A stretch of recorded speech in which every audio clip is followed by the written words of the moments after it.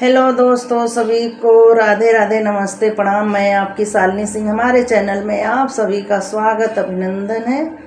इसी तरह प्यार दुलार सपोर्ट बनाए रखिएगा, ज़्यादा से ज़्यादा सपोर्ट करिएगा। देखिए, एक छोटा सा नोक झोंक का सोहर गीत है। अच्छा लगे तो वीडियो लाइक कमेंट शेयर जरूर करिएगा।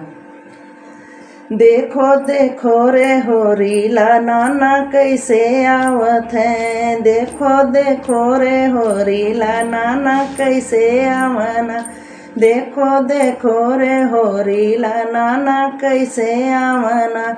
नाना घोड़वा चढ़लावना, पनवा कूचत आवना, नाना घोड़वा चढ़लावना, पनवा कूचत आवना। अपने पाकिट का रुपया लूटावत आवना, अपने पाकिट का रुपया लूटावत आवना।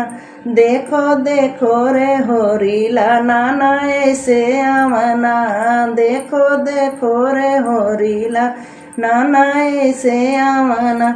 देखो देखो रे होरीला दादा कैसे आवना, देखो देखो रे होरीला दादा कैसे आवना।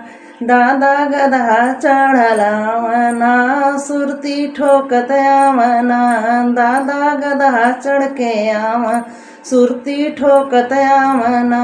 अपने पाकिट का रुपया चोरावत आवना, अपने पाकिट का रुपया चोरावत आवना।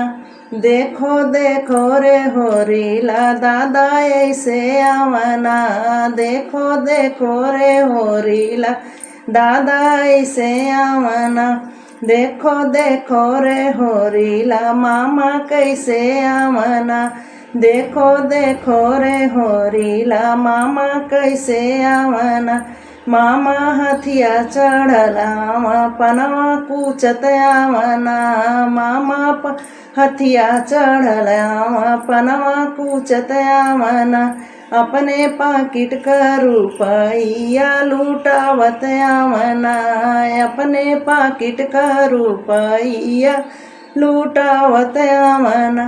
देखो देखो रे होरीला मामा ऐसे आवना, देखो देखो रे होरीला मामा ऐसे आवना।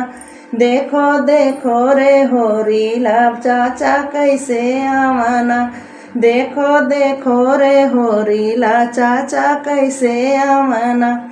चाचा कैसे आवना, चाचा खच्चड़ चढ़ के आवा, सुरती ठोकत आवना, चाचा खच्चड़ चढ़ के आवा, सुरती ठोकत आवना। अपने पाकिट का रुपया चोरावत आवना, अपने पाकिट का रुपया चोरावत आवना।